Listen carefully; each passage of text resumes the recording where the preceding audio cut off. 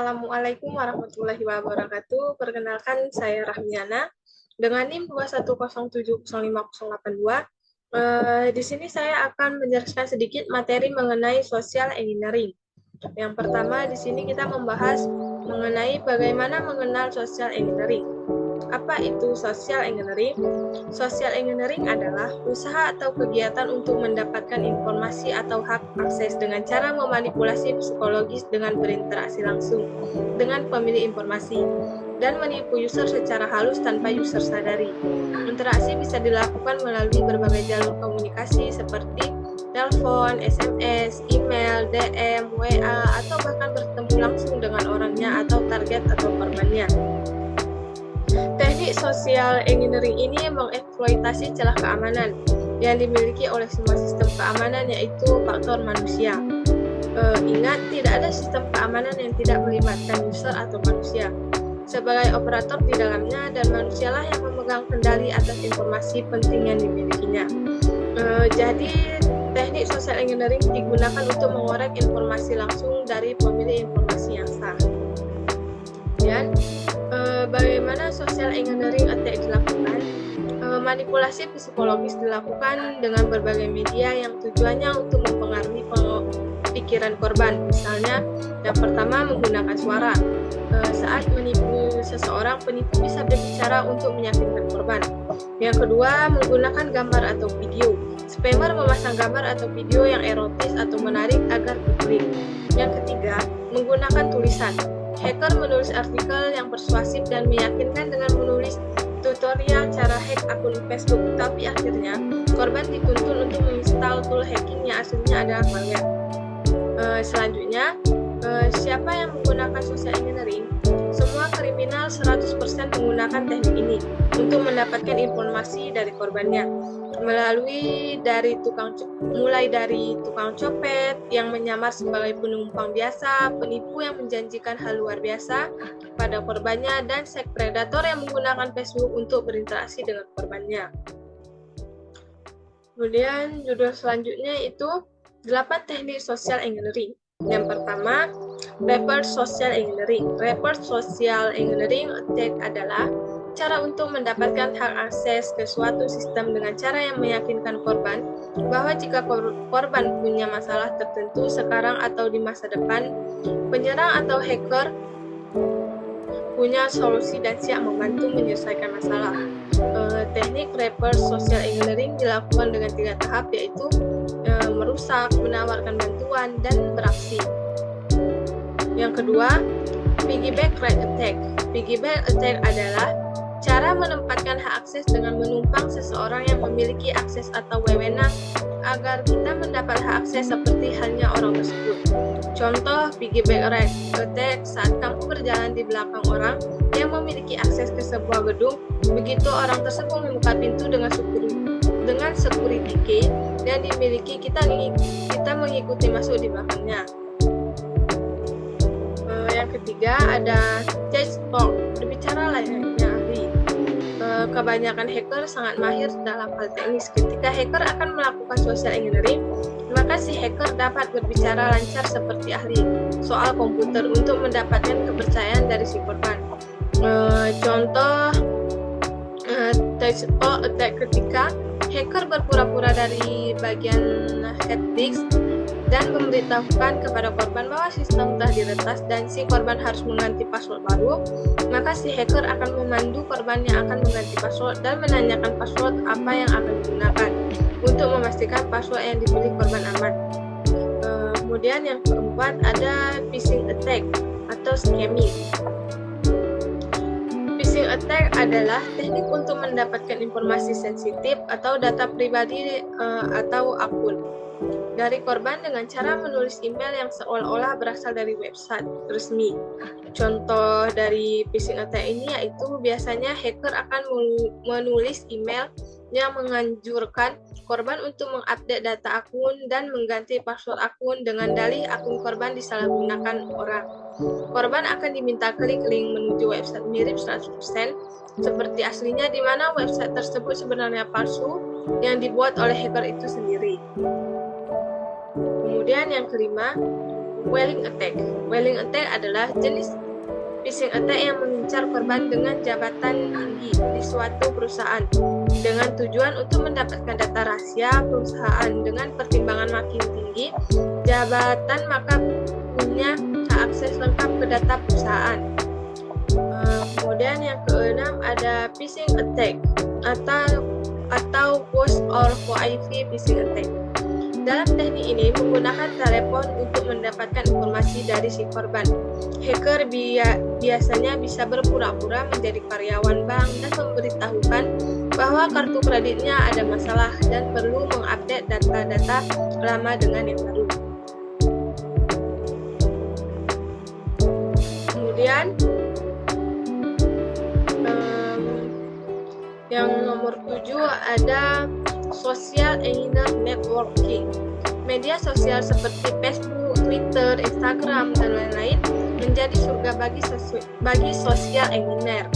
Di sini sebagian besar orang mengekspos data pribadinya seperti tempat tanggal lahir, hobi, tempat tinggal, relasi, dan lain-lain. Social engineer bisa mendapat kepercayaan dengan menjalin pertemanan dengan korban dan mendapatkan kepercayaan. Setelah terjalin kepercayaan, hacker bisa menyalahgunakan kepercayaan yang telah diberikan oleh korban untuk hal yang merugikan korban. Kemudian yang terakhir yaitu Neuro Linguistic Programming atau NLP. Neuro Linguistic Pemrograman adalah salah satu alat psikologis yang digunakan oleh para social engineer untuk memanipulasi korban, dan jika dilakukan dengan benar hasilnya menjadi luar biasa. Kemudian materi selanjutnya ada jenis-jenis social engineering attack. Yang pertama ada baiting. Apa itu baiting? Baiting merupakan jenis serangan social engineering yang sering ditemukan. Sesuai namanya, serangan ini menggunakan umpan untuk memancing para korban. Pelaku akan memikat korban dengan motif-motif tertentu yang sering tidak disadari. Contohnya saat kita ingin mendownload file dari internet, kita harus waspada jika mengharuskan untuk mengizinkan akses apapun ke perangkat kita. Ini bisa menjadi celah bagi hacker untuk mencuri data pribadi.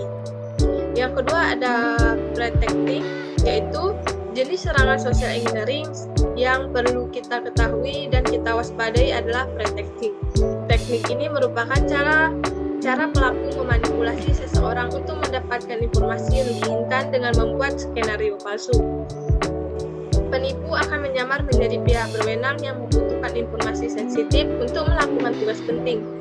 Biasanya hacker akan melakukan tindakan yang persuasif agar korban mau melakukan apa yang diinginkan oleh penipu. Kemudian ada phishing. Yang ketiga ada phishing. Jenis serangan social engineering juga bisa berupa phishing. Bentuk serangan ini merupakan upaya mengelabui seseorang untuk mendapatkan informasi.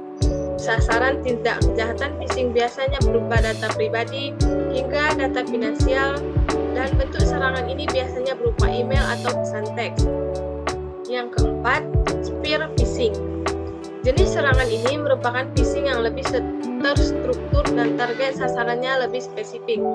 Karena telah memiliki target, pelaku harus memiliki informasi dasar korbannya, misalnya nama, email, posisi di perusahaan, dan sebagainya. Penyerang kemudian akan menyamar dengan menyesuaikan pesan mereka berdasarkan karakteristik dan kotak milik korban agar serangan tidak terlalu mencolok. Yang kelima ada scareware. Scareware ini adalah serangan social engineering lainnya yang wajib kita waspadai. Scareware adalah aksi hacker dengan motif menakut-nakuti korbannya dengan cara menampilkan peringkat pada perangkat target atau pelaku. Pelaku akan meniru tampilan laman semirip mungkin seolah-olah device kita terkena serangan virus atau malware. Dengan begitu, korban akan termanipulasi lalu mengklik dan mengikuti instruksi dari peringatan tersebut. Dari situlah celah serangan akan berlanjut untuk mendapatkan data-data pribadi kita. Selanjutnya yaitu cara kerja social engineering dan prosesnya. Yang pertama ada pengembangan rencana, yang kedua ada melakukan riset sebelum melakukan penyerangan, yang ketiga pengembangan proteks dan penyusupan, yang keempat ada eksploitasi, yang kelima ada deceitment. Kemudian selanjutnya ada cara mencegah social engineering. Yang pertama yaitu berhati-hati ketika membagikan data pribadi. Data pribadi bisa disalahgunakan untuk berbagai kepentingan, contohnya penipuan, jual beli data, dan hingga memanfaatkan data orang lain sebagai jaminan pinjaman online.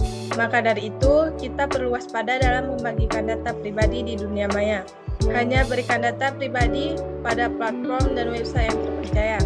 Jangan memberikan informasi sensitif yang bisa membahayakan diri sendiri atau kepentingan bersama kepada pihak tak dikenal.